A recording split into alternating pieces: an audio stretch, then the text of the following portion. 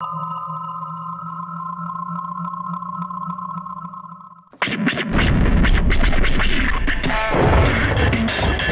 got the boys with the toys and the making that noise?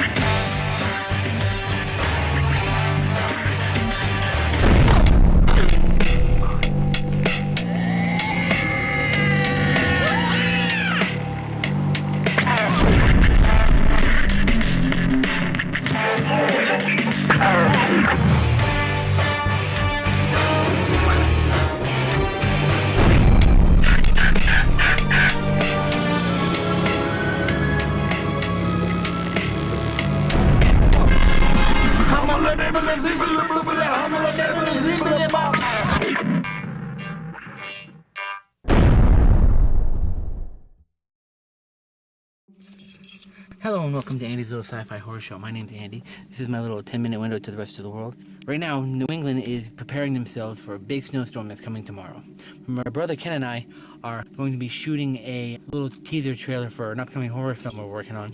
And I almost forgot this. We have all the props and stuff ready to go for this little quick shoot. One scene teaser trailer, but I almost forgot the blood. I know somewhere in our vicinity, in the creature shop or in the basement somewhere, we have about a gallon of blood. Of fake blood, but I'm not gonna rely on us knowing where it is. So right now I'm gonna go to the store, get some different items. I'm probably also gonna stop at Dunkin' Donuts too. You know, who am I kidding? But right now I'm out for blood. That's my vampire thing. Oh, I spit all over the lens.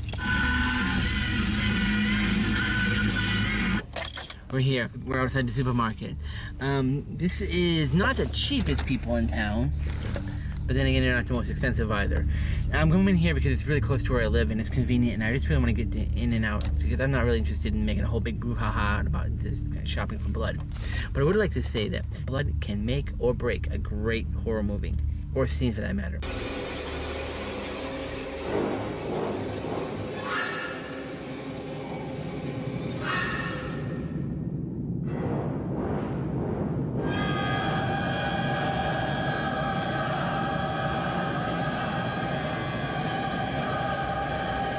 The Shining, awesome. Nightmare on Elm Street.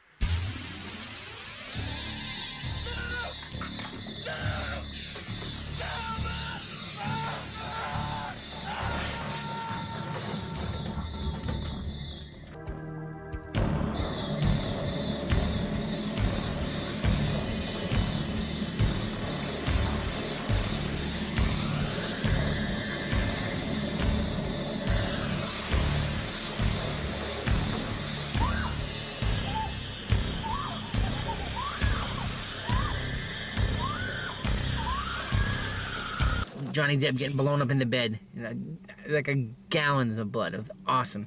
It can also be used very subtly too in the movies, you know, just for that little bit of effect. But, you know, for the most part, the best way to have blood in a horror film is just splattering.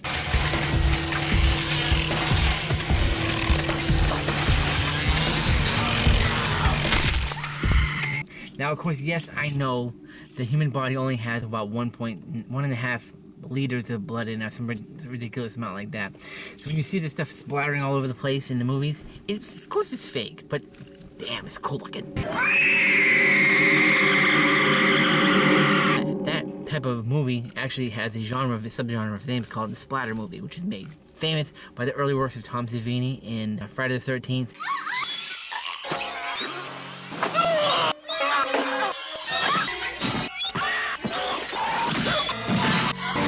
And other many knockoffs that he actually had to have hard working in and had been just straight out ripped off from. The 80s were full of what they call splatter movies.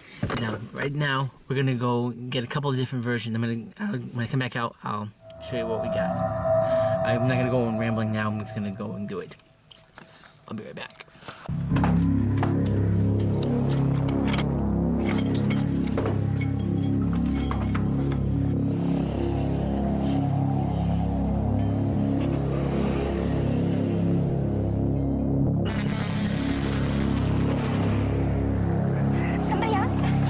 Somebody over there. I see somebody over there.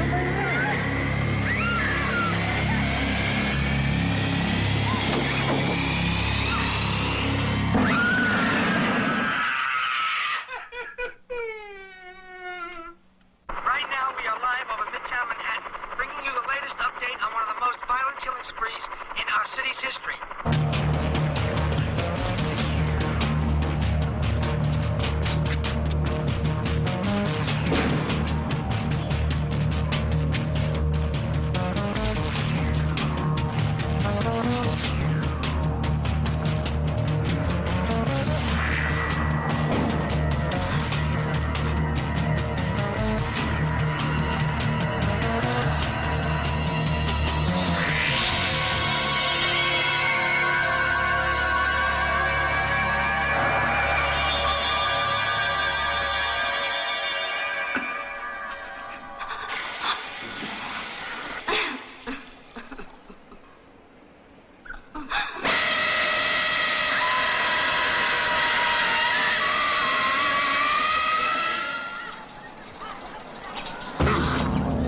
Careful, little girl.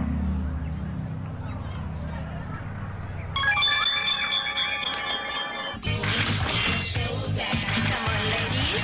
Looking good. Closer. That's beautiful. That really looks good. How chilly is it? Oh, he's beautiful. Oh, I love him. Thank you. Thank you very much. By the way, this is Rita. Rita, come here. It's the girl you saw in the photograph, remember? Oh, yes. Nice to meet you. You're more beautiful in person than you are in your photograph.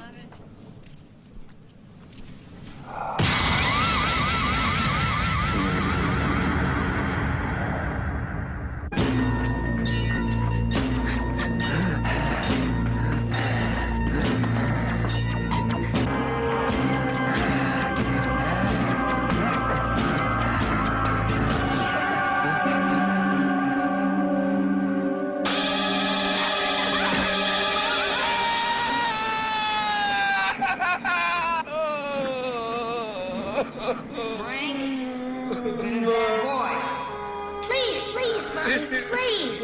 Please don't lock me in the closet. Mommy has to punish you.